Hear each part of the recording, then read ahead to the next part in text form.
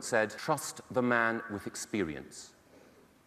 But what we had experienced under a Labour government was ballooning debt, galloping inflation, and rising unemployment. So Britain chose, as we have so often in the past at moments of crisis, to change course, to throw the complacent establishment out and embrace the politics of hope, not fear.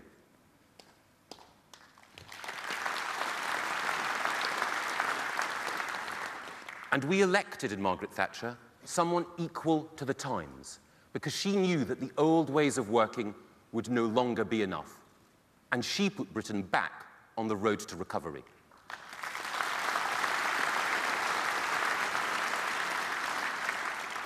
And just as this nation was right to change in 1979, so change is urgent now. Last week, we were told that we were being led by the pilot who could weather the storm. But listening to Gordon Brown, it sounded more like a sat-nav that's stuck in the past. For every challenge, there was one message. At the next point of decision, turn sharp left.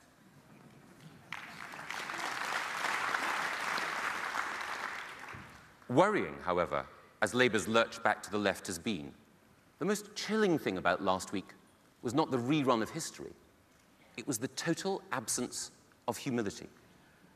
Gordon Brown has been Chancellor for 10 years, and he spoke for 50 minutes last week about the massive problems that our economy now faces.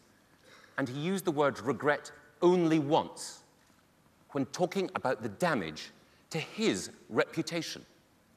As far as the damage the rest of us faced, his message is, je ne regrette rien.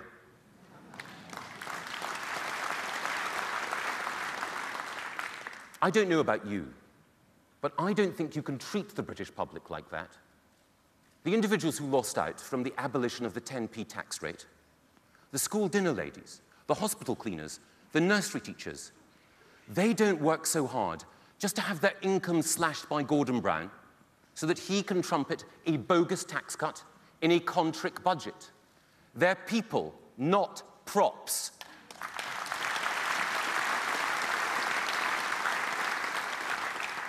And they've been let down so badly by this government that they're in despair.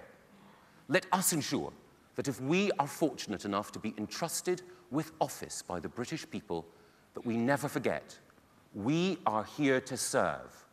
And those who need our help most are those in our society who have least. I am convinced that we desperately need new leadership for new challenges. And I know the failure to prepare us for the future has been profound in education. What's wrong with our schools? Well, to hear ministers talk, you'd think that all was for the best in the best of all possible worlds, and all thanks to them. But if you talk to stressed children, worried parents, or frazzled teachers, then a very different picture emerges. Under Labour, Britain has gone backwards. Our children have been left behind, and the time for change is now.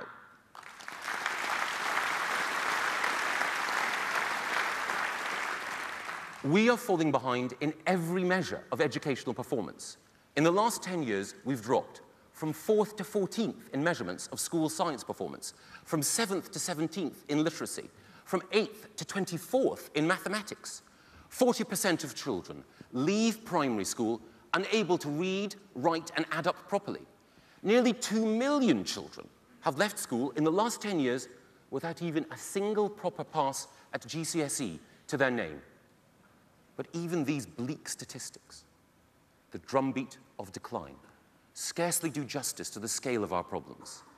Even as we fall behind other countries, the gap between the richest and the poorest in our own country is growing wider. And as children go through school, it's the poor who are falling further and further behind. For the last 10 years, under Labour, social mobility has become frozen in Britain and opportunity has become blocked. It must be our mission to change that. A society in which the poor are condemned to stay poor because a failing education system offers no way out is a society that no Conservative can tolerate.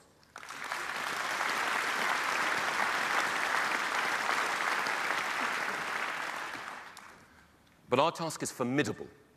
Children everywhere are increasingly failed by an examination system and a curriculum which squeezes out curiosity, suppresses originality, and stifles creativity. As a nation, we now spend more on exams than books in our schools, and even as the number of tests and exams proliferate, the place of real, rigorous knowledge and learning is undermined. In our national science tests, we ask 14-year-olds, which part of a rider's anatomy does a riding hat protect? In our science GCSEs, we ask 16-year-olds, do we look at the stars through a microscope, a xylophone, a synthesizer, or a telescope? You can get a good pass mark in these exams with only 1/3 of the answers correct.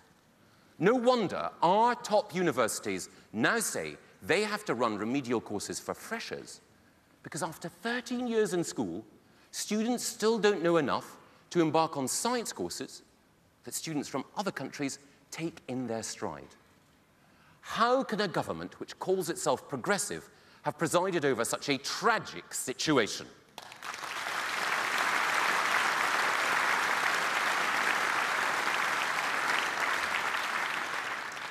It must be our mission to inject common sense into our examination system, so we have fewer, better, and more rigorous exams, because we cannot go on as we are.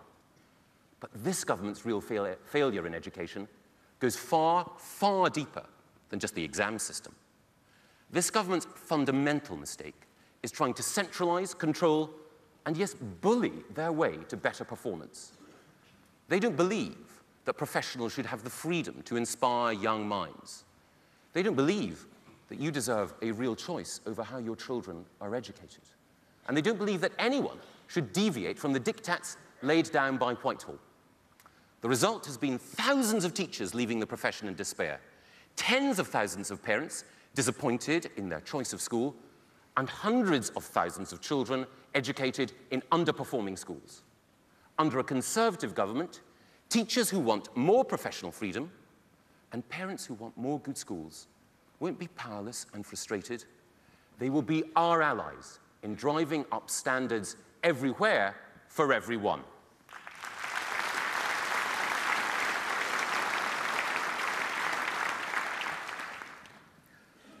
As a parent myself, though not a very good one, I know that good discipline is the foundation of any successful school.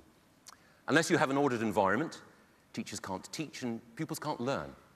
So on day one, we would legislate to give teachers new powers to keep order. We will also give every head teacher the right to exclude violent and disruptive pupils without